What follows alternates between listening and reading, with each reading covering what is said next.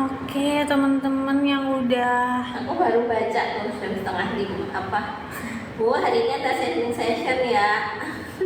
Oke, Bu, ini aku udah mulai ya. Ya udah. Udah di TikTok sudah mulai.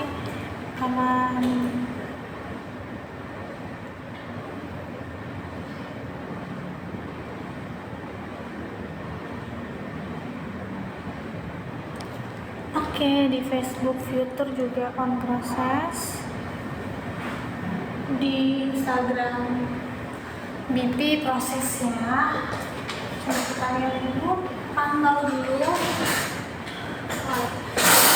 Yang TikTok kurang tengah ya.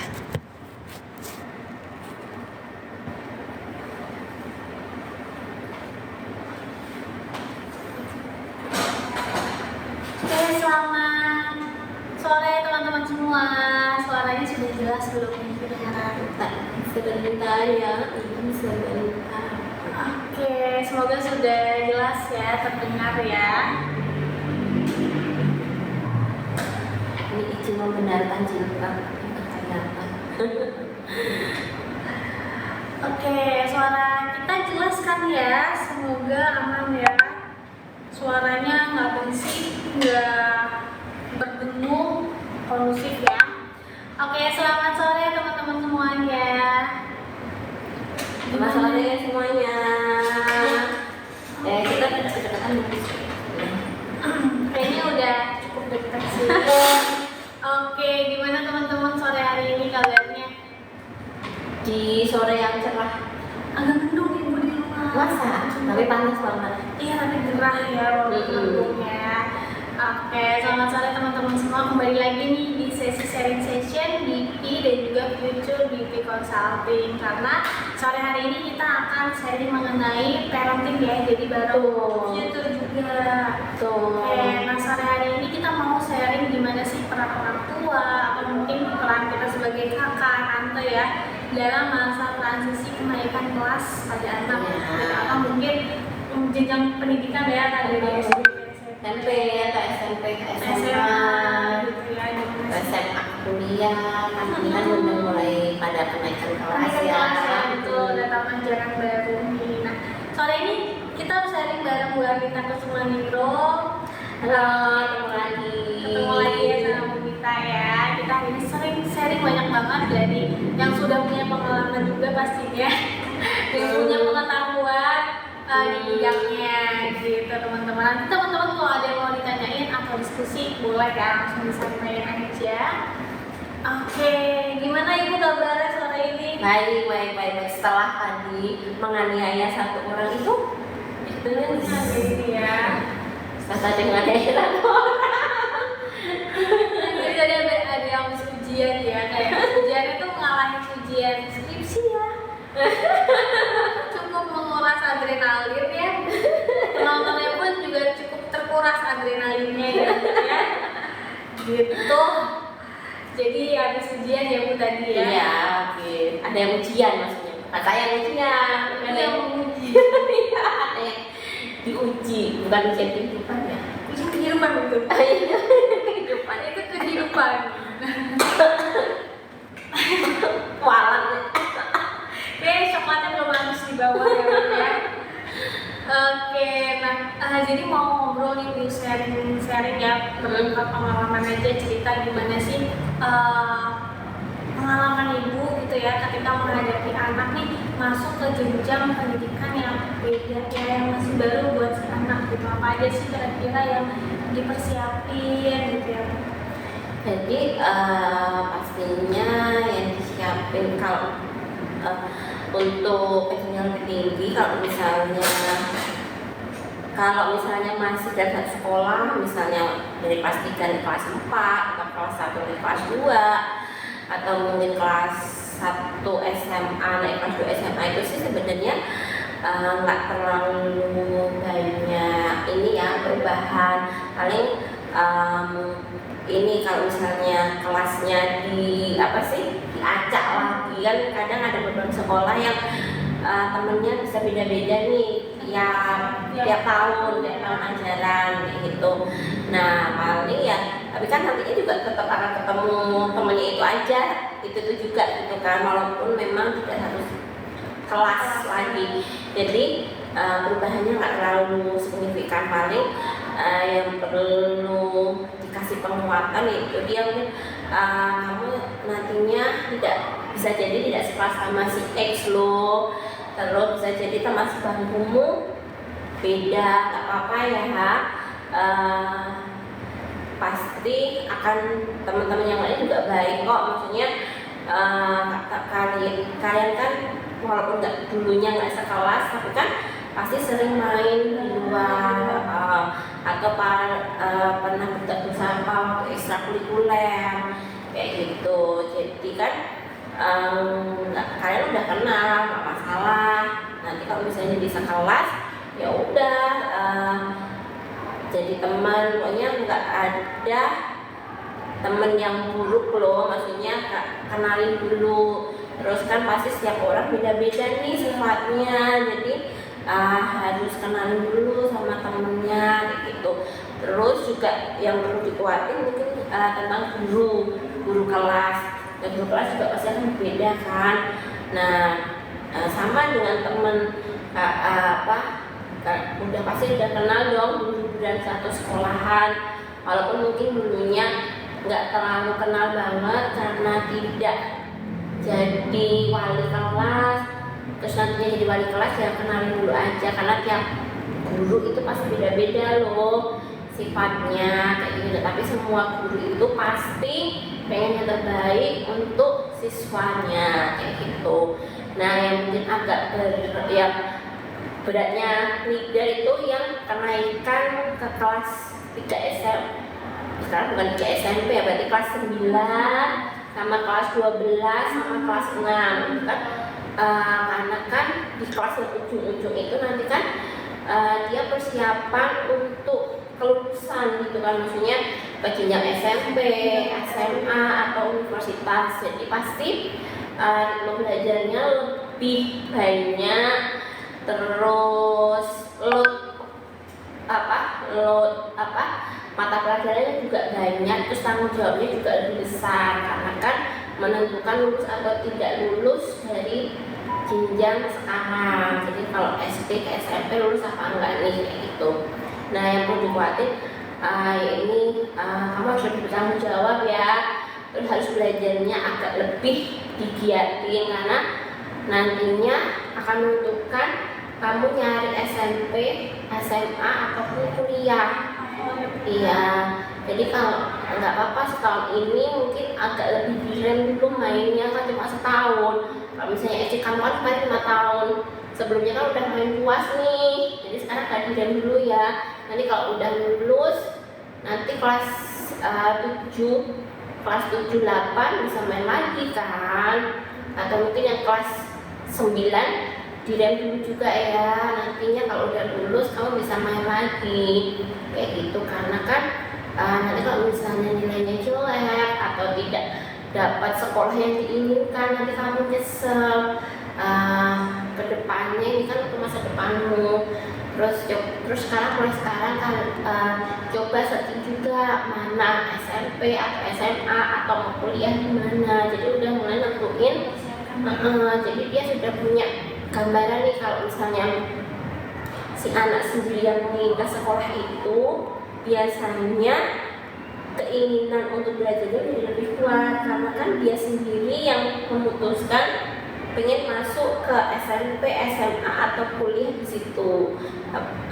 Jadi biasanya semangat belajarnya akan karena kan keinginannya sendiri kayak gitu sih.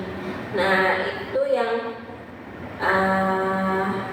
lumayan cukup berat.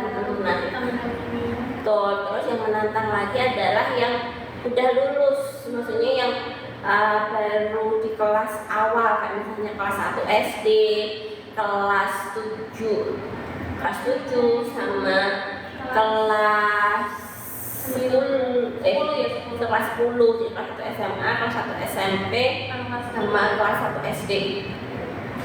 Nama yang baru semester 1 kuliah kayak gitu. Nah itu kan dia harus adaptasi dengan semua yang baru lingkungan baru, teman-teman baru, guru yang baru, bahkan mungkin nggak ada dari teman sekolahnya yang dulu yang masuk ke situ. Nah jadinya harus siapin, kamu besok masuk ke sini loh, ini lingkungannya. Jadi kalau bisa sih sebelum benar masuk mungkin diajak dulu keliling. Misalnya ini udah keterima nih di SMP mana, atau SMA mana, atau kuliah mana. Dan nanti sebelum benar-benar kuliah atau belajar diajak mengenali lingkungan, lihat ini kantinnya loh, ini tempat ini, walaupun mungkin nggak open house diajak aja mengenali. Iya benar, terus mengenali medan sebenarnya. Jadi udah ngerti kayak ini ambience-nya, lingkungannya seperti apa gitu. Karena biasanya kalau yang lulusan itu kan jeda untuk masuk ke sekolah baru itu kan agak lama nih, liburnya kan cukup lama ya, bisa sebulan 2 bulan ya setelah kelulusan itu.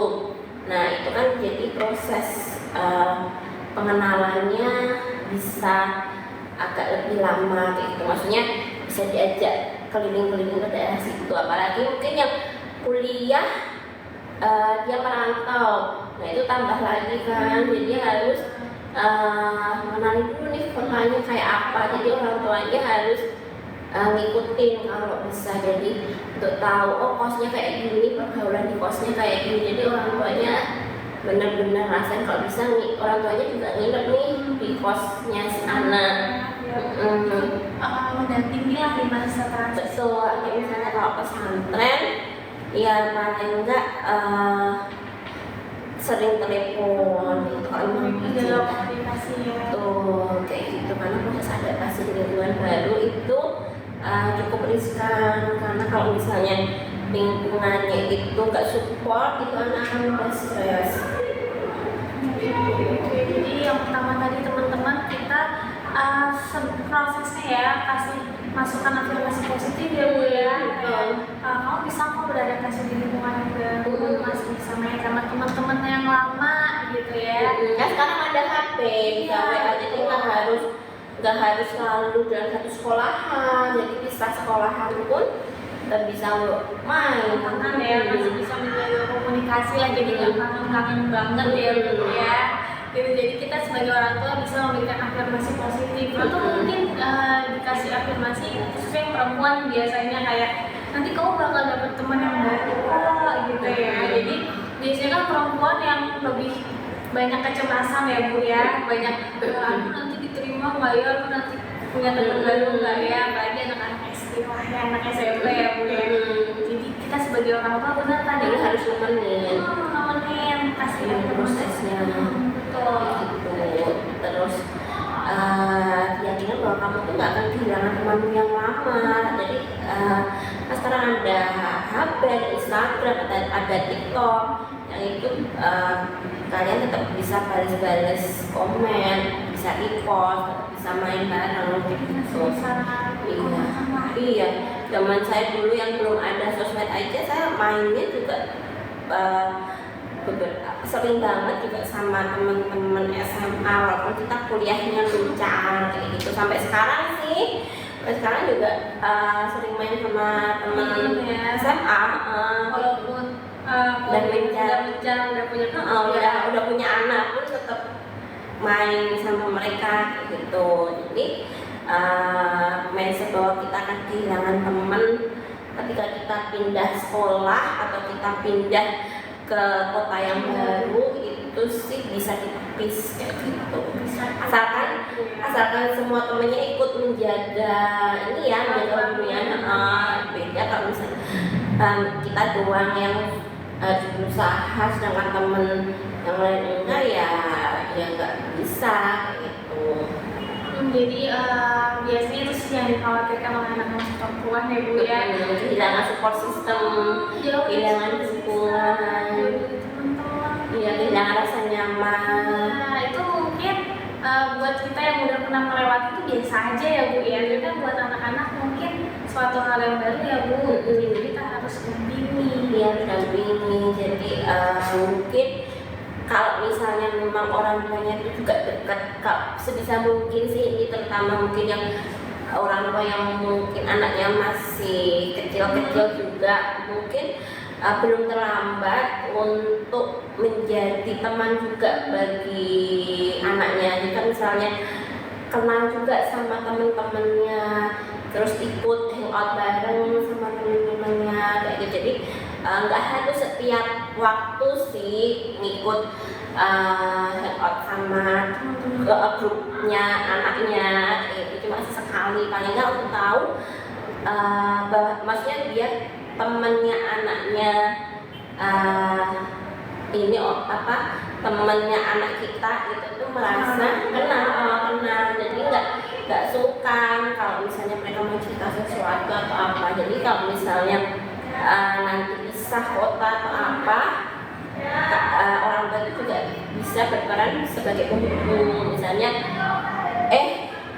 ini kalian nggak kumpul bareng kah, kayak gitu. Misalnya komen di Instagramnya siapa kayak gitu. Jadi sebagai penghubung, walaupun jangan terlalu sering ya, nanti dikira Ngebuntutin terus ini gimana sih banget sih jadi ya. Inilah Sekali jadi lihat-lihat sikon gitu. betul banget teman-teman. Jadi itu sebagai bentuk peduli juga ya orang tua, dan kita juga jadi kenal nih sama teman-teman yang kita tuh seperti apa sih orangnya gitu ya. Seenggaknya kenal lah gitu ya. Mereka kenal, jadi tahu kepribadian teman-temannya juga kan.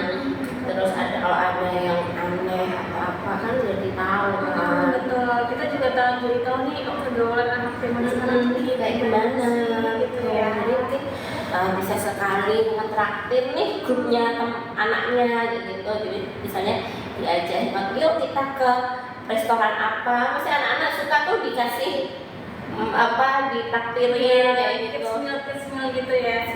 Kalau dia remaja gimana ya? Kalau udah remaja ini ditraktir juga. Apa mandi 2 hari tak langsung dibahas di rumahnya gimana? Diajak ke tempat-tempat yang viral kayak gitu. Iya, terus bisa. Bikin konten bareng. Bisa banget tuh bikin konten ya, atau mungkin ke tempat kafe-kafe lagi. Iya, yang lagi yang mereka pasti suka untuk ditraktir kan. Kayak gitu. Untuk teman-teman, jadi kita hadir juga ya di kehidupan sosialnya si anak, walaupun jangan terlalu sering-sering untuk masuk berbaur gitu ya teman-temannya. Tapi kita juga jangan yang ya udah deh dia punya kehidupan sendiri biarin aja. Iya, jadi jangan terlalu melepaskan kayak gitu. Teman-teman, oke, mungkin jam ini ada yang mau ditanyain dari teman-teman atau ada yang mau sharing nih pengalamannya, boleh banget ya. Oke, kalau belum ada mungkin kita lanjut nih. Kira-kira Bu, gimana nih kalau misalnya menemukan kasus si anak ini tuh mungkin dari TK ke SD ya, males masuk kelas gitu ya, males sekolah gitu ya, males ngikutin pelajaran. Nah itu kan pasti ada penyebabnya kan. Mungkin dari lingkungan teman-temannya mungkin yang kurang deket sama dia, atau mungkin kita nggak tahu nih alasannya kenapa. Peran orang tua tuh gimana sih kira-kira dalam membantu semangat anak dalam sekolah atau belajar yang TK SD. Nah, kalau misalnya belum terlanjur masuk SD, nah sebaiknya ketika memilih SD itu juga libatkan anak. Jadi sebenarnya anak SD itu juga sudah mulai berpikir, itu sudah bisa menentukan pilihan, walaupun masih dibantu sama orang tua. Jadi kalau misalnya anak SMP, SMA, kuliah itu kan kita bisa bebaskan nih dia milih. Tapi kalau anak SD di tingkat SD mungkin kita bisa kasih beberapa pilihan di tingkat SD-nya. Kita ajak untuk melihat dulu nih sekolahnya itu seperti apa. Jadi kan biasanya sekolah-sekolah itu kan ada open house ya. Jadi untuk si anak itu nyobain, jadi kayak apa sih masuk ke kelasnya, terus nanti gurunya ngajak keliling sekolah. Nah bisa banget tuh anak diajak ke situ, ke beberapa sekolah yang memang mungkin ortu sudah kasih pilihan, jadi nggak yang semua sekolah di lokasi itu di ujungnya jadi udah orang tua tuh sudah milih ini, misalnya dari 10 sekolahan yang sesuai sama visi misi orang tua tuh 4 misalnya. Nah tempat itu si anak bisa nih diajak pas open house untuk melihat seperti apa sih sekolahnya kayak gitu. Nah terus habis itu ketika sudah diajak ke situ, si anak bisa ini setelah itu bisa diajak diskusi nih untuk untuk tahu gimana sih pilihannya, sekolah A gimana, sekolah B gimana, kamu suka nggak, kalau suka kenapa, nggak suka kenapa, terus kamu mau pilih apa gitu. Nah ketika misalnya si anak sudah memilih, pastikan lagi, kamu yakin ya memilih sekolah ini karena ini pilihan kamu harus bertanggung jawab nih atas pilihan kamu, harus masuk sekolah, harus semangat, terus harus tunjukin bahwa kamu tuh bertanggung jawab nih gitu. Jangan kamu milih terus terus males-malesan kayak gitu, karena ini semua adalah pilihan kamu kayak gitu. Nah itu kalau belum terlambat ya, jadi ikut sertakan anak dalam memilih sekolah. SMP, SMA juga sama kuliah juga sama. Kalau kuliah kan si anak dia memilih sendiri kan, tapi orang tua yang kasih masukan. Jadi udah kalau SMA sama kuliah itu orang tua tuh cuma tinggal kasih masukan. Misalnya anak, oh aku suka ke farmasi nih, oh farmasi ya udah nantinya tuh seperti ini kayak gitu. Kamu yakin? Kalau yakin ayo, kalau enggak ya coba kasih second opinionnya yang lain kayak gitu. Jadi tapi kalau anak TK ke SD beda, kita yang kasih pilihan, anak yang milih, terus kita bantu lagi untuk review kayak gitu. Nah tapi kalau udah terlanjur udah masuk nih, udah kelas 2 SD, tapi kok semakin hari dia semakin malas gimana. Nah orang tua mungkin bisa lihat nih, tanya lagi ke anak, kenapa sih nak, gimana kayak gitu. Terus orang tua juga selain nanya ke anak juga bisa tanya ke ibu gurunya, ke guru kelasnya, ini anakku itu seperti apa sih, mungkin bisa kasih masukan bu kayak gitu kan. Sekarang ibu guru itu tuh kan nggak hanya ketemu saat terima rapot, biasanya kan bisa WA, terus ada grup komunikasi kayak gitu atau buku komunikasi kayak gitu. Nah itu bisa tanya ke sekolahan, ke guru kelas. Terus bisa tanya juga ke guru-guru lain yang mungkin mengampu mata pelajaran, misalnya guru agama atau guru penjaskes, guru olahraga atau guru tari, untuk tahu masukan yang lain. Jadi biar masukannya itu nggak hanya dari satu sisi, nggak hanya dari anak, nggak hanya dari guru kelas, tapi juga dari guru yang lain. Nah biasanya sekarang ini juga ada namanya WA grup kelas, jadi isinya ibu-ibu dalam satu kelas kayak gitu. Nah di situ kan bisa kita lihat nih ambience-nya, apakah banyak yang barbar atau kelas yang menyenangkan. Itu biasanya agak terlihat dari WA grup, komunikasi di grup kayak gitu. Ini kayak gimana sih, kan ada yang orang yang membanggakan satu anaknya tapi dia dominan dan sebagainya bla bla bla. Nah itu juga bisa untuk kita bahan pertimbangan observasi itu kayak apa kayak gitu. Nah makanya setelah kita temukan permasalahannya apa, nah kalau misalnya permasalahannya dari sekolah, kemudian bisa dari teman-teman, oh ternyata anak kita dibully. Nah nanti bisa tanya nih, sekolahannya itu tuh punya problem solving apa kayak gitu. Nah jadi jangan cuma nyalahin si anak, oh kamu nggak suka sih, kok kamu nggak semangat sekolah sih. Jadi jangan cuma nyalain anak, intinya harus cari tahu dari berbagai macam sisi. Belum tentu si anak yang salah loh, bisa jadi anak itu malas karena dia jadi korban, entah itu pelajaran yang terlalu susah, entah dia dibully, entah dia dijauhin sama teman, kita kan nggak tahu kayak gitu kan. Nah, kayak misalnya tahu permasalahannya itu dari luar, nah minta sekolahan untuk kasih solusi bareng ini gimana. Nah kayak gitu, terus nanti kalau misalnya udah ada solusi, kita coba nih solusi itu beberapa sebulan. Kalau si anak menunjukkan progres, ya berarti tetap di sekolah itu. Tapi ternyata sekolahan nggak support nih, ya malah ngeluh anak ibu sih yang misalnya pendiam banget. Padahal kan dia dibully kan, harusnya kan solusinya bareng-bareng kan, sekolahan dia untuk mengatasi si anak yang ngebully, maksudnya yang suka ngebully itu kan. Karena nggak mungkin orang tua tuh orang tua, karena kan harus ada penengahnya kan. Nah kalau misalnya sekolahnya nggak support dan itu terus terjadi, lebih baik ngalah, cabut dari sekolah itu. Ya mungkin kehilangan beberapa puluh juta untuk mendaftar ulang lagi. Ya tapi demi kesehatan mental si anak. Terus si anak kalau tertekan terus kan dia jadi merasa sekolah itu nggak menyenangkan.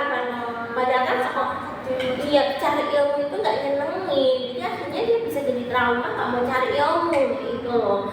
Terus nanti aduh nggak mau lanjutin SMP, nggak mau lanjutin SMA, kan malah parah, malah susah kan. Jadi ya udah deh ngalahin, cari sekolah baru. Mungkin kalau misalnya nggak punya uang itu udah nggak ulang, nah mungkin bisa cari info-info yang negeri yang mungkin masih ada kuota untuk sekolah murid pindahan, atau mungkin sekolah yang mungkin agak lebih murah tapi ambience-nya lebih bagus kan. Banyak ya, harus pintar-pintar itu ngalah lah demi masa depan anak, demi kesehatan mental anak.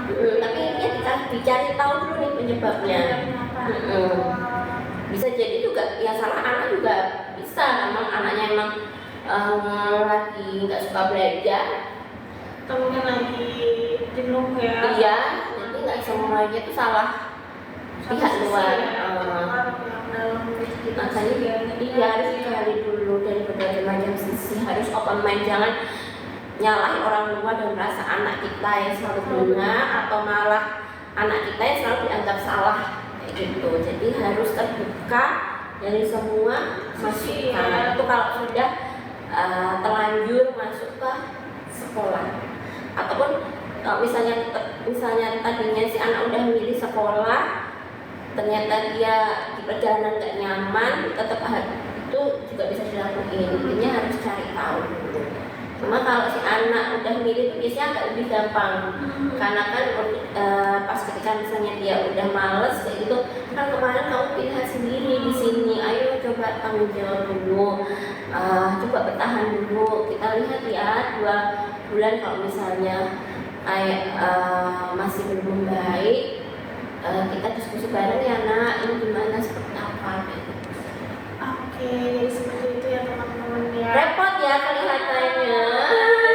Repot ya, Repot banget ya, karena Iya. kita ya saling menghadapi lah ya, saling beradaptasi juga kan, orang tua kan juga proses beradaptasi terus ya gitu ya.